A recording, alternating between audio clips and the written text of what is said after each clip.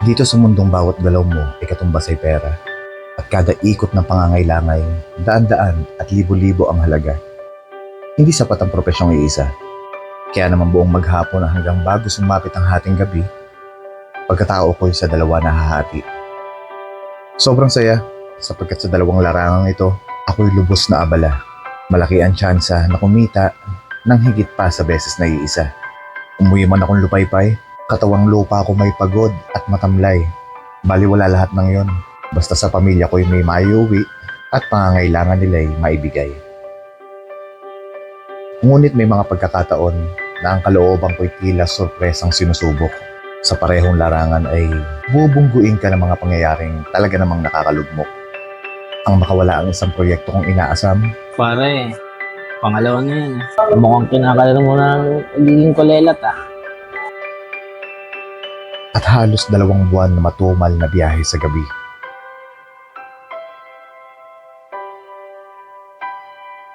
Sasabayan pa ng mga ilang karagdagang pangpakaba na talaga namang mapapatanong ka sa sarili mo kung kaya ko pa ba.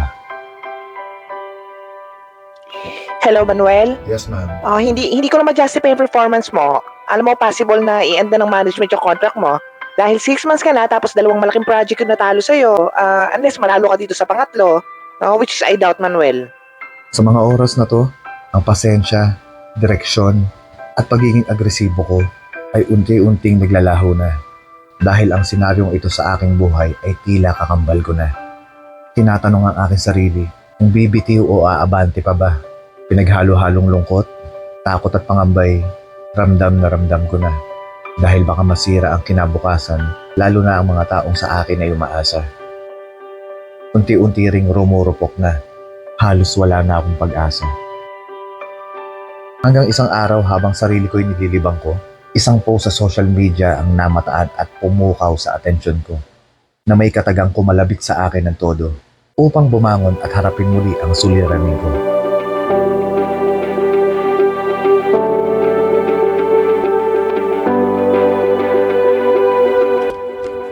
Mahal, saan ka pupunta? Balik ako, magbiyahe lang ako, mabilis lang ha. Kakain na. Hello? Okay ka lang? Hello? Pahingi na lang din ako. Takot siya. Laki bebe, no? Bye-bye, ma'am. Okay na po. 2 buwan ang makalipas mula nung tumumal ang biyahe. Ngunit ngayon tila bumalik ang sigla nito.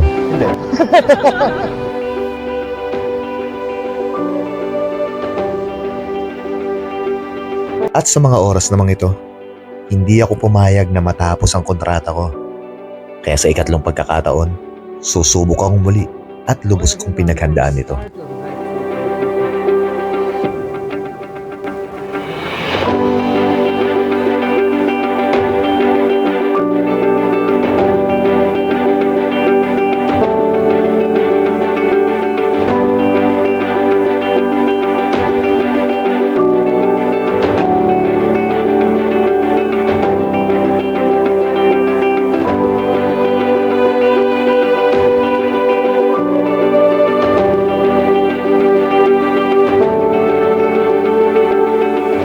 Kaya naman matapos ang lahat ng mga pansamantalang bagay na lubos na bumagabag sa isip at buong pagkatao ko, bigla kong naalala ang bagay na naging susi kung bakit ko nalampasan ang mga suliranin kong ito.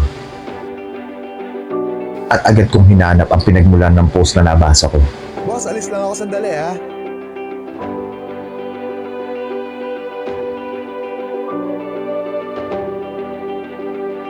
Ang katagang matibay na taglay ng tindahang ito ang nagpaalala at nagbigay sa akin ng gabay upang patuloy na lumaban sa anumang hamon ng buhay.